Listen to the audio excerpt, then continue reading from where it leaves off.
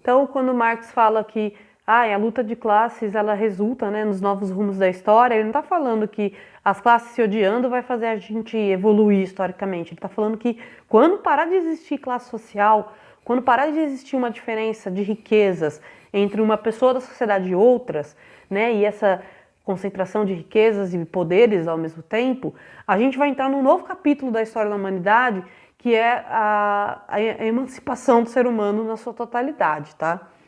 Então aí a gente entraria, de que maneira nesse novo capítulo? Através da ditadura do proletariado, que apesar desse nome é um regime democrático que visa a dominação dos trabalhadores por todos os meios de produção e do Estado.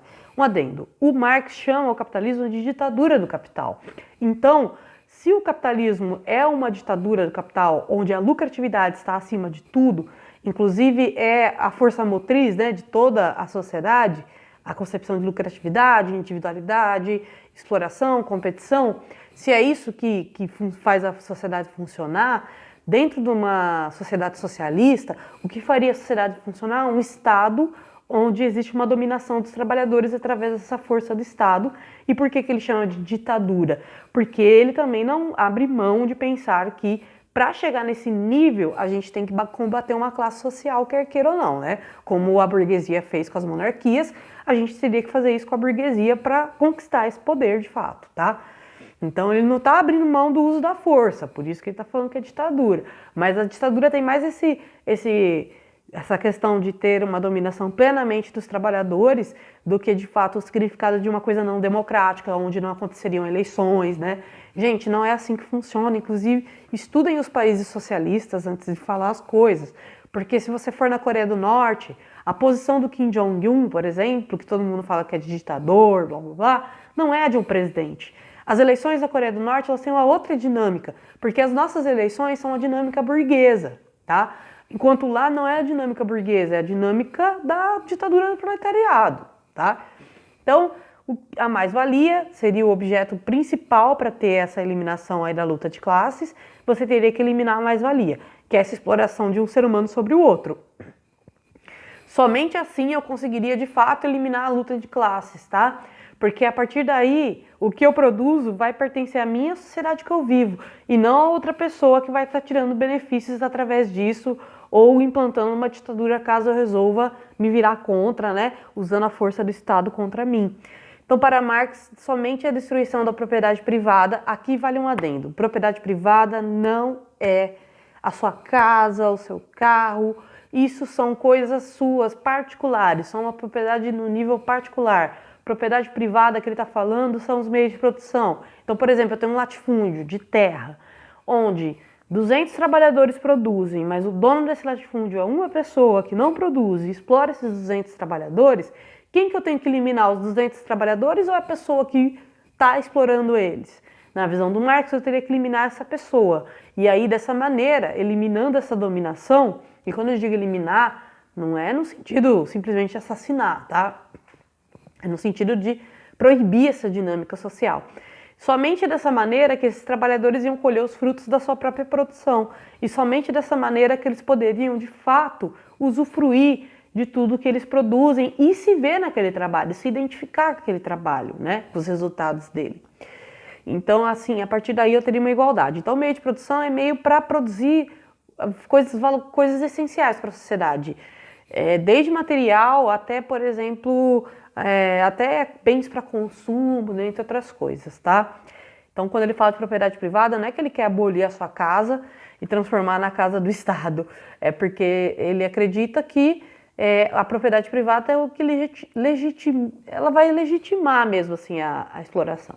Então, por exemplo, em vez de eu ter uma parte de onde eu produzo, né, vamos supor, da fábrica que eu produzo, em vez de eu usar a fábrica como um simples meio para a produção, a fábrica se torna um meio de produção quando eu preciso ir até ela, ficar o tanto de horas que o meu patrão quer que eu fique, produzir o tanto que ele quer que eu produza, para receber bem menos do que eu realmente produzi. Então, nesse sentido, tem uma inversão, porque Em vez de o trabalhador ser o principal objeto de produção, é como se a produção da fábrica fosse mais importante que o trabalhador. E assim o trabalhador fica descartável, né, gente? Posso substituir ele por qualquer pessoa, né? Por isso que a gente tem essa sensação que a gente é descartável e que nenhum laço nosso seja afetivo ou de trabalho é uma coisa efetiva, de verdade, né?